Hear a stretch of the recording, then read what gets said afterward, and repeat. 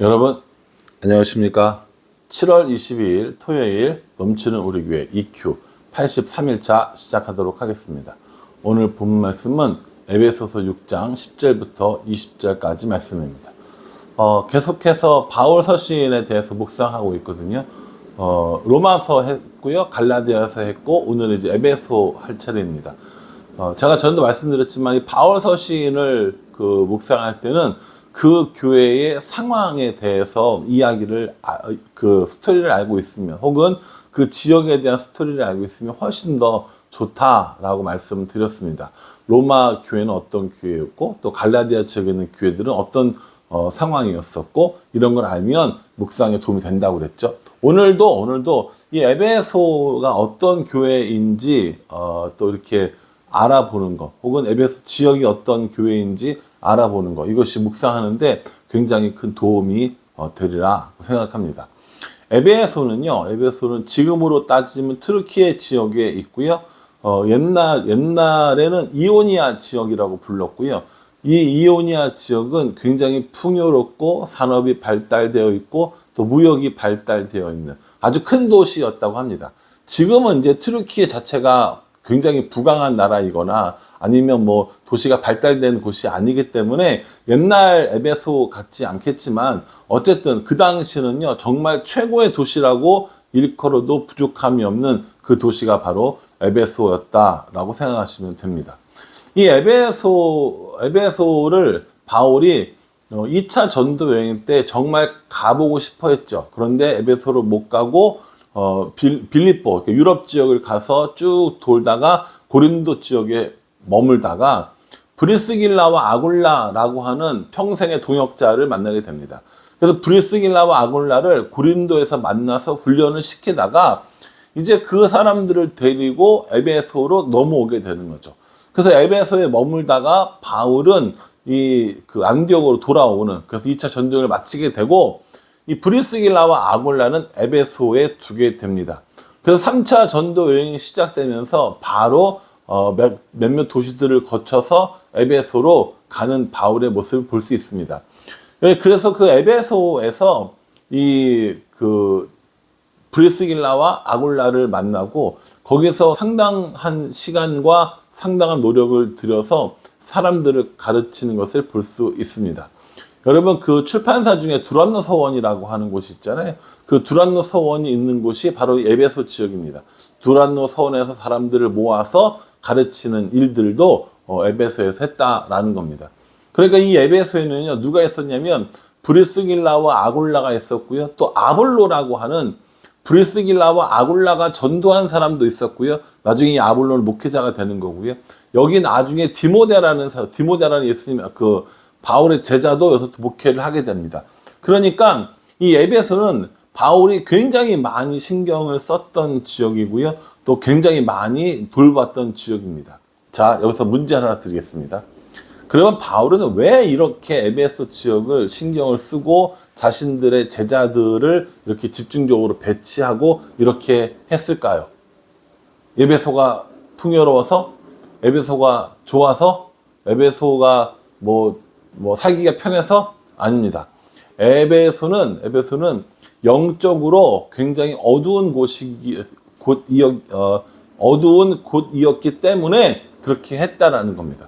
이 에베소에는요, 아데미 신전이 있었고요, 아데미 신상이 있었습니다. 이 아데미라고 하는 이 신상을 모시는 신전이 있었고, 거기서 파생되어지는 산업의 규모도 어마어마했던 겁니다. 그것 때문에 먹고 사는 사람들, 그 신전 때문에 신상을 만들어 파는 사람들, 이런 그 일들이 굉장히 많았다라는 것이죠. 단순히 그냥 풍요롭고 잘 사는 동네가 아니라 영적으로 타락되어진, 영적으로 어두운, 우상이 만연한, 우상이 중심에 있는 도시가 에베소였다라는 겁니다.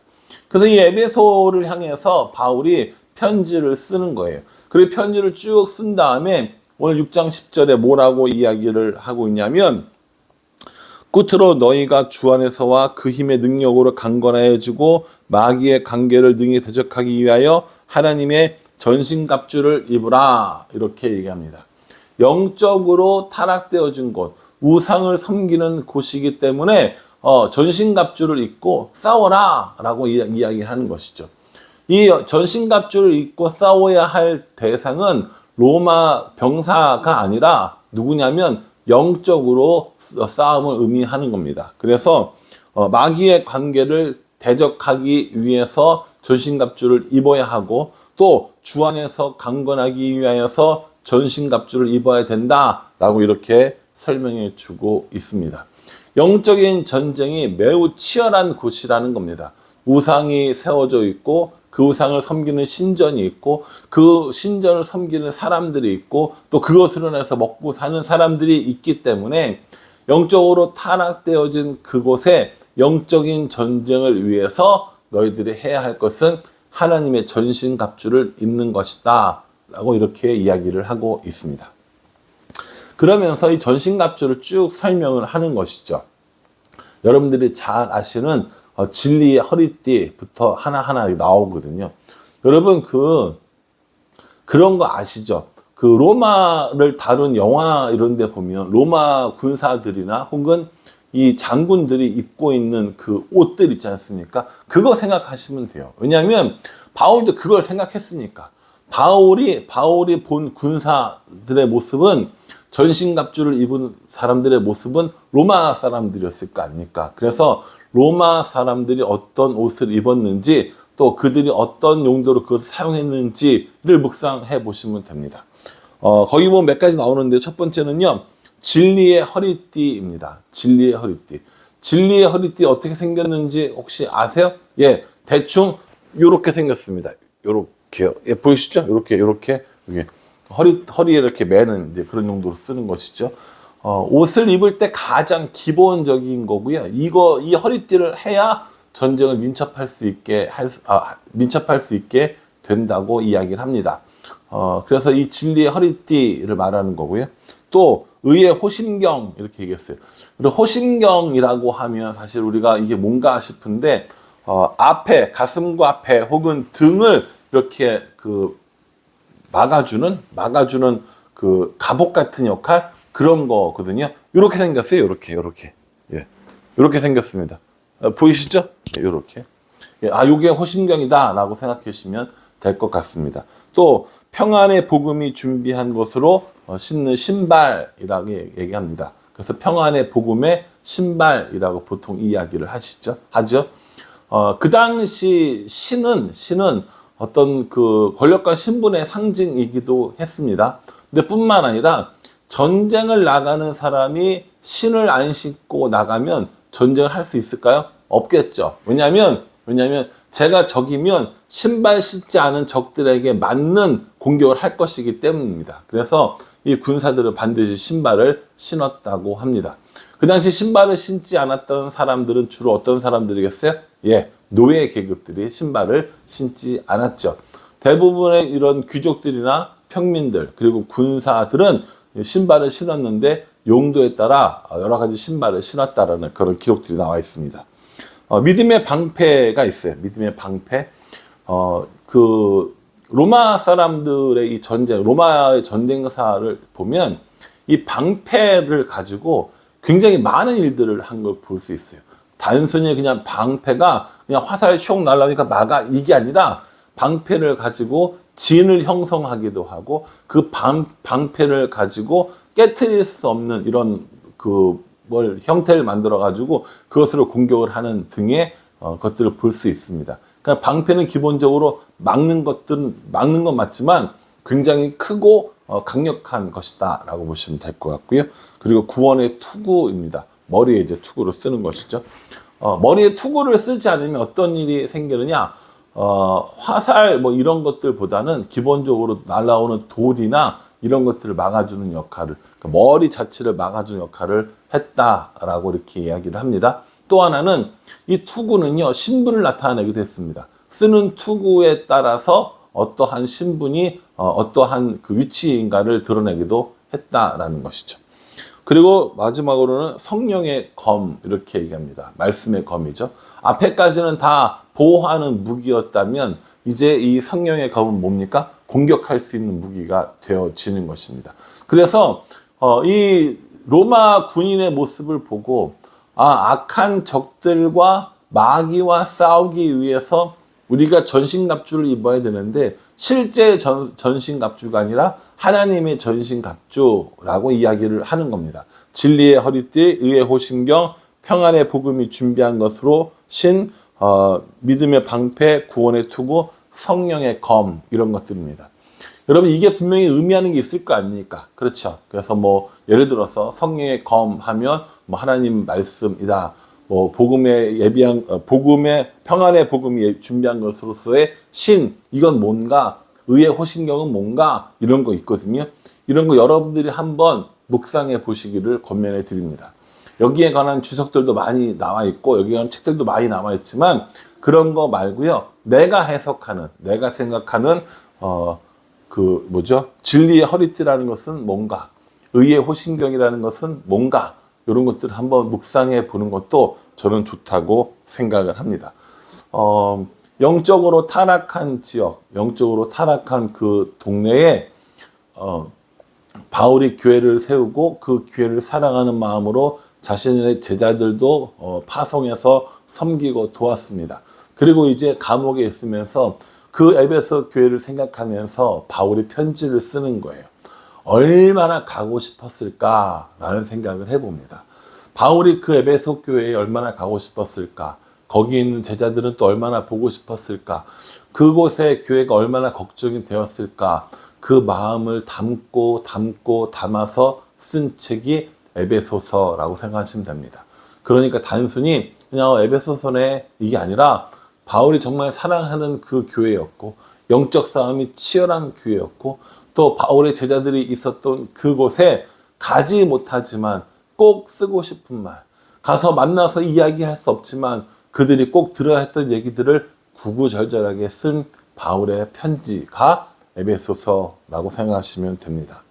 10절까지만 묵상했지만 사실은 이 6장 1절부터 또 10절까지 24절까지만 다 읽어봐도 바울이 어떤 마음으로 이 에베소서를 썼는지를 우리가 잘 볼 수 있습니다. 그러니 여러분 그냥 10절부터 20절까지 딱 그만 읽는 것이 아니라 앞뒤를 읽어봐도 좋고요. 오늘은 토요일이잖아요. 그러니까 에베소서 1장부터 6절까지 다 읽어도 아마 한 30분 정도도 채 걸리지 않을 겁니다. 바울의 그런 마음, 또 에베소를 사랑하는 그 마음, 그 에베소 지역을 생각하면서 한번 읽어보시면 아주 유익하지 않을까라고 생각을 합니다. 우리는 우리는 하나님의 전신갑주를 입어야 된다고 이야기를 합니다. 전신갑주 중에 어느 것 하나 소홀히 할 수 없고요. 또 어느 것 하나 소홀하면 큰 위기가 찾아오게 될 겁니다. 그러니 하나님의 전신갑주를 입고 주 안에서 강건하고 마귀의 간계를 대적하기 위한 이 전신갑주를 입고 이 영적 전쟁에서 승리하는 그런 삶을 살아야겠다라고 저는 묵상해 보았습니다. 개인적으로 적용해 볼 부분들이 있더라고요. 이렇게 전신갑주를 입고 누구와 싸울 건가? 이 부분이 좀 생각이 들었어요. 전신갑주를 아주 단단하게 입고 내 주위에 있는 사람들, 나의 동지들과 싸울 건지 아니면 마귀와 싸울 건지 나는 지금 누구와 싸우기 위해서 하나님의 전신갑주를 준비하고 있는가? 요거 한번 생각해 보게 되더라고요. 내가 싸우는 사람이 내 동료이면 안 되는 거죠. 내 형제이면 안 되는 거죠. 내 공동체, 우리 공동체에 갇힌 사람이면 안 되겠죠. 우리들의 진짜 싸움은 마귀의 관계를 물리치기 위한 싸움이어야 한다고 말씀하고 있습니다. 그러니 하나님의 전신갑주를 잘 준비하는 것은 맞고요. 그 준비한 그 전신갑주를 입고 누구랑 싸워야 하는지 잘 생각을 하고 적과 동지를 구별하는 일. 그래서 적과는 싸우고 동지는 보호하는 이 일을 해야겠다라는 생각을 합니다. 사랑하는 성도 여러분, 오늘 길지 않는 말씀이지만 이 말씀 묵상하시면서 여러분들에게 주시는 하나님의 은혜를 발견하고 그 말씀을 힘입고 살아갈 수 있기를 주님의 이름으로 축복합니다. 기도하겠습니다. 하나님, 에베소 교회를 향해서 하나님의 전신갑주를 입으라 라고 이렇게 말씀하고 있습니다. 이 하나님의 전신갑주를 통하여서 마귀의 간계를 대적할 수 있도록, 그래서 영적 전쟁에서 승리할 수 있도록 인도하여 주시옵소서. 우상이 많았던, 우상을 섬기던 그 에베소를 향한 이 바울의 간절한 마음처럼 우리도 우리들의 주위에, 또 우리 지역사회에, 또 우리가 지역 입양해 그곳에 마귀의 관계가 깨어질 수 있도록 하나님의 전신갑주를 입고 싸우며 나아가는 우리가 될 수 있도록 인도하여 주시옵소서. 예수님의 이름으로 기도합니다. 아멘. 예, 여러분 오늘도 성경학교 계속 진행되고 있거든요. 오늘 유치부하고 초등부하고 진행되는데 위해서 많이 기도해 주시고요. 또 시간 되시는 분들은 밀린 EQ라도 꼭 해주시기를 부탁을 드리겠습니다. 내일 건강한 모습으로 뵙도록 하겠습니다. 감사합니다.